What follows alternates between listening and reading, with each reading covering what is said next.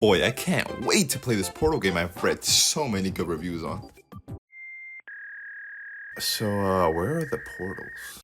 Apparently, I was playing the wrong Portal game. Can you believe that? A game having the exact same name but being a completely different game? Would you be able to tell these apart? I guess if you squint hard enough, it looks different. But sometimes these differences weren't always so obvious, especially back then when games just needed to be available everywhere. Back in the late 2000s and early 2010s, if you wanted to buy a game, you were in luck because chances were, whatever console or handheld you owned, the game was most likely available for it. When the PS3 and Xbox 360 were the current gen of consoles, the previous generation was still going strong, and a lot of games that released on current gen also saw a last gen release for it. Can you blame developers though? The more versions a game had, the more money it made, so obviously you maximize profits and make a previous gen and current gen port of your game. This practice is still done to this day, believe it or not. Just last month, Pokemon Legends Z8 was released with both a Switch 1 and Switch 2 version, which had very minor differences. It mostly just came down to graphical and performance upgrades compared to the previous gen. Another example of this was when the PS5 had just come out and Spider-Man Miles Morales had a PS5 and PS4 version. Both of these were basically the same game, so no matter what console you chose to play it on, you played the same game but with just a difference in performance. Things were always like this though. Sometimes IP holders had no shame,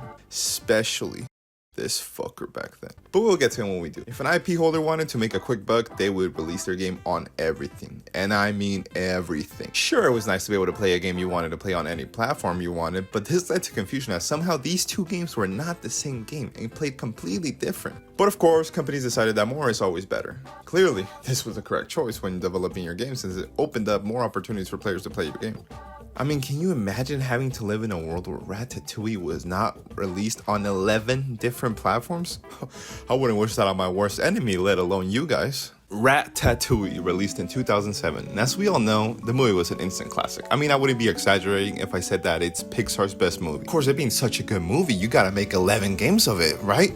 Of course, you had your current gen ports where it retold the story of the movie as a 3D platform for both Xbox 360 and PS3. The game was split into different levels and hubs that require you to collect these charms so that you could progress with the story. What, you don't remember that from the movie? Well, you probably also forgot when Chef Skinner fucking chases Remy at the end of the movie through a wasteland of a restaurant while also vaporizing any obstacles in the way. Oh, and he's not the only one who's an unstoppable force since almost all the levels end with an iconic chase from the movie. You got the old lady who's trying to kill a rat with a shotgun, Chef Skinner 3 times, and run Remy, that's not Linguini, that's a skinwalker. Other than that, the game controls pretty bad. It has a double jump that if you spam it, it is actually shorter than a regular jump. So if you love platforming games with terrible controls all around, this game might just be for you. Huh? What's that, dear viewer? What if you can't afford the insane price of a PS3 in 2007? Lucky for you, there are still 9 different ways you can play this beautiful story. The next version of the Ratatouille video game was the old gen version of it, which includes the PS2, Xbox, PC, GameCube, and the Wii?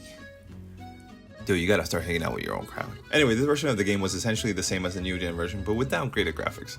Although it followed a lot of the new gen version game design wise, the game was developed by a completely different studio, giving it a different feel to it. It followed the blueprint of the new gen game version, but it created its own product, which actually might be better than the new gen version. For starters, the game controls way better and feels more fluid, which makes the game actually be somewhat fun compared to that mess. The game also feels a lot more lively than the new gen version, which makes it look a lot better. Take the so iconic chases for an example. They're still here in the old gen version, but honestly they feel a lot more polished as they aren't just the character running towards you with one running animation. They actually play and move around with their environment, making the chases feel more realistic in a way.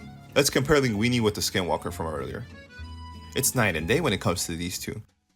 Also in this version, Skinner really wants you dead and collabs with the old lady with the shotgun from the beginning of the movie. Yeah, she was just shopping for tomatoes when Skinner throws a fucking wood basket at this poor lady, causing her to go on a rampage, killing Skinner, then deciding that wasn't enough and starts chasing you with Skinner because apparently you are a bigger threat than the guy who threw a fucking wood basket to a 90-year-old lady. I mean, I don't remember that from the movie, but I'm just glad it was adapted so well. Overall, I think the old gen version is actually better than the shiny new gen version of the game. Don't worry though, we still have 3 different versions to go through, which all fit into one nice little section called the handhelds. The first handheld is the DS version, which is basically a watered down version of the old gen version, but having some neat touchscreen controls for it. The Game Boy Advance version is a 2D platform retelling the story of the movie, but as a GBA game. There's nothing much to it, to be honest.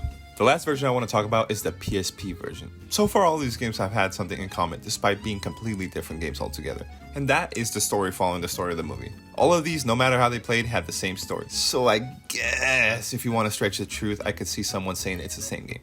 So it's only fair to assume that the PSP version is somewhat similar to all of these other games, right? I mean, look at the box art, it's exactly the same. Well, you'd be wrong. This game is actually a sequel to the movie. Yet that long-awaited sequel for Ratatouille was here all along hiding as a PSP game. The story goes like this. After opening the restaurant, the crew has all of the recipes stolen by Skinner, and it is Remy's job to find them all just in time for them to be able to open their restaurant. Here's the thing though, Remy created the recipes, right? Why can't he just write them down all again? I mean, it must be faster and safer than fighting a goddamn turtle. Yeah, that's another thing in this version is that all the others don't. Actual bosses. All the other versions had the bosses chase you and that's it. But this one, you actually fight back.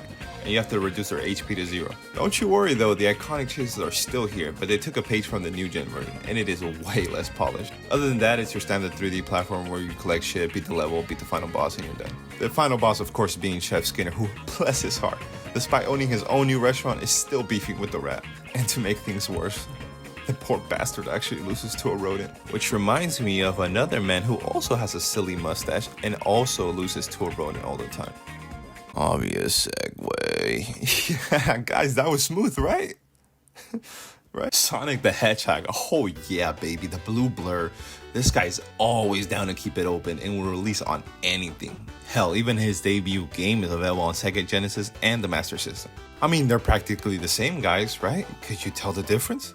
So yeah, besides looking a tiny bit uglier, this game also had less zones than the Genesis one, but it did have 2 new zones called Bridge Zone and Jungle Zone.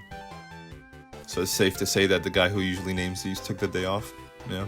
Although a bit worse, and I'm being nice here, guys. This is somewhat the same game as before. On his second game, Sonic the Hedgehog 2, the game was also released on the Genesis and the Master System. And while Sonic 1 kinda followed the blueprint on the Master System version, Sonic 2 on the Master System is a completely different game despite being marketed as the same. This game has its own zones and bosses that are exclusive to this version, and none of the Genesis stuff made it here. Also, Tails, one of the main selling points of this game, despite being plastered all over the marketing and loading screens, is kidnapped at the beginning of the game by Dr. Robotnik. Forgot he hasn't made that change yet, my bad. So it's a solo Sonic adventure, and at the end, you rescue Tails from Robotnik if you collected all the Chaos Emeralds. If you don't, Tails fucking dies, while Sonic looks at the stars wondering, why didn't Tails just respawn like he usually does? Also, thank you, Ryu. We really could have done this without you. By the third game, Sega realized, you know what, they need to catch up and only release Sonic 3 on Genesis, but that wasn't the last time they did this. In 2008, Sega released Sonic Unleashed, which, in case you don't know, that's the one where he turns into a wolf. Oh, my bad. The werehog. Hey, guys, the were part of werewolf means man, so werehog means man-hedgehog? Now this is a werehog. Anyway, Sonic Unleashed released as 2 different versions, an old gen and a new gen version. The new gen version was released for Xbox 360 and PS3, which is also seen as the HD version since it released on the new HD consoles. The old gen version was released on the PS2 and the Wii?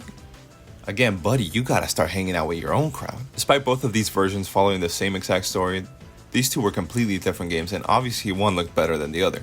They had a lot of similarities though, as they both had the same environments and countries, except Empire City. Another big difference was that the hub worlds for the countries you visit were completely removed in the old gen version, and it was made into a point and click sort of thing where you talk to citizens by selecting them.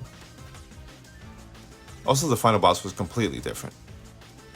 Imagine my shock when I booted up my shiny new Xbox 360 with Sonic Unleashed, finding out it's completely different. What a joy that was.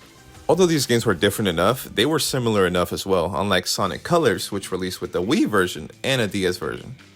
Surprisingly enough, the more powerful version this time was the Wii version, having 3D levels with 2D segments, focusing on the boost formula that worked so well in the day stages of Sonic Unleashed. While the DS version was a 2D side-scroller that used the Rush formula that worked so well in the Sonic Rush series. In the DS version, Sega remembered they created more characters than just Sonic and Tails, and the game features a lot more of them. Also, the fact that the cutscenes weren't voiced probably helped that out a little. The biggest difference by far is the final boss. In both versions, you fight Eggman's but once Eggman is defeated, the game ends in the Wii version after that. In the DS version, however, if you collected all the Chaos Emeralds, a special stage is revealed in which the mother of all Wisps has been corrupted by Eggman, turning her into but then Sonic turns into Super Sonic and has to fight her to save the day, which I will say is so much better of an ending in my opinion. I just think having a Sonic game end with the Supersonic boss battle is cool.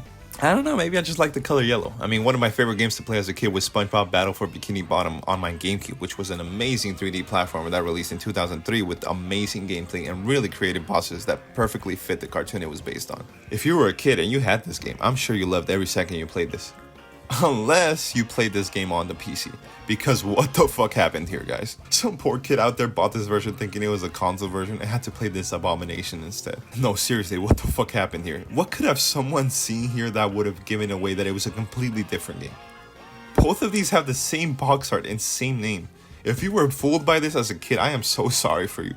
Thankfully, with the remake, all of the versions are exactly the same, even on Steam. So thankfully, the PC version of the remake is actually the same game now. Did licensed games back then just say fuck it and think the PC players did not give a fuck? Looking back, this was so weird because this never happens anymore. And whenever you buy a game, no matter what platform you get it on, you will have roughly the same experience with maybe some graphical and optimization differences. Spider-Man Miles Morales PS4 and PS5 and PC. Same exact experience, right? Spider-Man 2 consoles and PC. Same name, that's about it. I'm sure I don't need to go too deep into the console version of the game, but if you haven't played the game, it was an open world 3D game that adapted Sam Raimi's second Spider-Man film into a video game that followed the film story, while also adding some neat little extras from the comics. Overall, a good game, but what really made this game stand out was the open world map of New York, where you were able to explore anything you wanted in any way you wanted as you swinged your way across it as Spider-Man. Now here's that on the PC version. What the fuck happened here, guys? Don't you worry though, it is marketed as the same exact game once again, so some poor bastard out there got this version of Spider-Man 2 thinking it was the same as the console version and was met with this instead. I mean, it doesn't even feel finished. Let's compare these two back to back. I mean, look, console version. We play a cutscene from the movie, it plays out, Spider-Man shows up, player takes over right after the cutscene, making the experience feel as cohesive as ever. PC version. Yeah, we got the same cutscene with awful quality and sound. A minor hiccup. Nothing. Now that cutscene's over, guess where the player takes over? Just guess. If you said the same spot as the console version but like 10 times worse, you would be wrong. After witnessing all of that, the tutorial starts happening out in the city. You know what? Sure, whatever. I forgot to mention this cutscene happens 2 minutes into the PC version, while the console version has it happen about 2 to 3 hours into the game. What's that? We never come back to this? Oh, okay. Yeah, so I guess Spider-Man said fuck the nuclear reactor with the power of the sun that's about to blow up here. The Rhino escaped. Now that's a real threat. Haha, is that a rhinoceros horn or are you just happy to see me? Also, this might be a problem of both versions admittedly, but damn did the voice actors not give a fuck. Help, Spider-Man. I'll have to catch up with Ock later. Can't let them take Aunt May. Oh man, they sent Aunt May's finger in the mail and won 10K. That's so annoying. Despite all of this, the games and the movies were a massive success, so of course a sequel was made, Spider-Man 3. Spider-Man 3 launched in theaters in 2007 to meh reviews, but that's not what we're focusing on. Spider-Man 3, the video game, also released in 2007 with many different versions, but the ones I want to talk about are the new-gen versions and the old-gen versions. The new-gen version was okay, just like the movie. I mean, there was nothing special to it. It felt like a shiny, watered-down version of Spider-Man 2 with the story of Spider-Man 3, which already wasn't received too well by fans. The combos were kind of mindless in my opinion, but also my biggest disappointment from playing this beautiful HD version was the symbiote. See, here's my thing. If I have the symbiote on, I want to feel like I have the symbiote on. I want to feel like a powerhouse and unstoppable, kind of like in Spider-Man 2 PS5. Now that is a good symbiote mechanic. Here, I'm gonna be honest, it just felt like a different costume for Spider-Man. Yeah, I know he wasn't doing crazy shit in the movie either, but the movie did a good job at showing us that the suit made him stronger. Now, the old gen version, which included the PS2, the PSP, and the Wii, dude, you gotta get yourself a new 8. Anyways, this version was kind of the same story-wise. It had similar gameplay with a bit of more grounded with simpler combos that had less depth. A big difference was also that this version looked awful compared to the new gen version, which if I'm being honest, already looks pretty bad. Also, some villains were cut from this version, such as Rhino, Kraven, and even the Kingpin himself. Don't you worry though, in their place was someone even more iconic than those iconic villains, Morpheus. You might be thinking, man, this version sounds so much worse. It looks ugly, has basic gameplay and less content. This version must suck. Well, actually, no. In my opinion, this version of Spider-Man 3 is even better than the other one. There is one major difference I haven't discussed yet. The symbiote. The way the symbiote works in this version is extremely different, and although it's not as accurate to the film as the new gen version, it feels so much better. In the new gen version, you get the suit like the film and you keep it on for the rest of the game story until Peter gets rid of it like in the movie. In the old gen version, you get the suit, but it's more of a power-up than a cosmetic difference. In this version, you can toggle the suit on or off whenever you want, but the longer you wear the suit, the stronger Spider-Man gets, filling up his power meter more and more until it completely fills. This starts a timer that makes your punches hit like a truck. You one-shot enemies that will usually take about 5 hits to KO, and your punches are way faster and stronger. You also have to pay attention to the countdown though, since if you don't take off the symbiote in time, the symbiote actually kills Peter. Now that is how you make the symbiote feel powerful and untamed. This is literally what makes this version so much better to me. Once you lose it though, the game becomes whatever. Now you may be thinking, this is not that bad. Why did you overreact in the intro, Fountain Guy? Are you just a whiny little bitch that got tricked into buying the downgraded version of a Spider-Man game?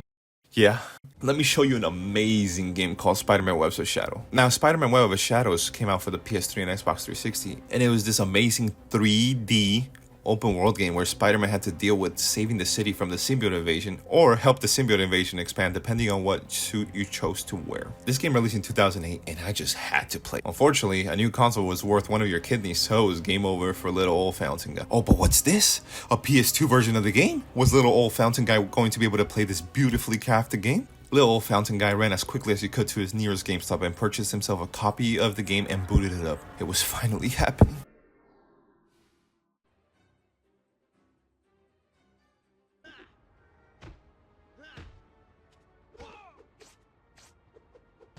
No, yeah, this one's on me, guys. I mean, how could I be so stupid to think these two games are the same? What's that? You can't tell the difference? Here, I got you. I bought Spider-Man Web of Shadows Amazing Allies Edition. Oh, my bad. I thought I bought Spider-Man Web of fucking Shadows for the PS2. Genuinely, what the fuck happened here? Spider-Man 3 had come out the year before, and yeah, I discussed how different these two were, but if you squint hard enough, you can say it's the same game, kind of, right? If I put these two together, I'm not even sure that's Spider-Man. Can you imagine the disappointment of a child who bought this game thinking it was remotely the same? Yeah, I don't have to imagine. You want to know the silver lining in all of this? This game also released on the Wii, and you want to know which version of it had? Oh yeah, the Wii was sitting with the big boys now. Of course, it still had the contractually obligated motion controls, but, you know, what can you do? What they should have done was take a note from Nintendo on this. Released in 2006, The Legend of Zelda Twilight Princess was available on Nintendo GameCube, but also on the shiny new beautiful Wii. Because how can you release a new mainline Zelda game on your old gen shitty cube, but not your beautiful new next gen console? No, you don't do that. You don't fucking do that. What most people don't know is that the GameCube version of the game was actually the original game that was in development for so long, and it was only ported to the Wii because it took so long to develop that the Wii actually released before it finished development. Of course, with it being ported to the Wii, you will have to include those oh so groundbreaking futuristic motion controls. You want to swing that sword? Oh, you better swing that remote. One small tiny little problem though. Link has always been left-handed throughout all of the Legend of Zelda games and wields his sword with his left hand.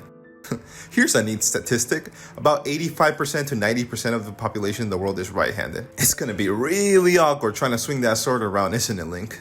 Oh man, what a big problem. Quick, Nintendo, you have to fix it. Maybe all you have to do is flip the player model so Link holds the sword with his right hand. That's genius, Nintendo. Good thing you're in panic and do something really silly like flipping the entire game around to fix this. That would have been really fun. So the Wii version of Twilight Princess is actually a mirrored version of the GameCube version. Link on the GameCube has to go left, Link on the Wii goes right. I mean, it's kind of cool if you think about it. It's like a new challenge for you to play the game inverted. But was this really the best way to go about this? Yeah, I cannot tell you why Nintendo thought that would be a better solution, but hey, what do I know? I'm just a dumb guy with a YouTube channel, so I'll trust their oh so wise decision here. Anyways, I think I've talked long enough, guys, so I'm gonna head out and play God of War.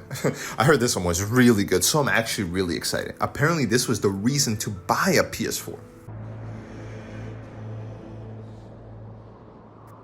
Hey, wait a minute, I thought he had a beard.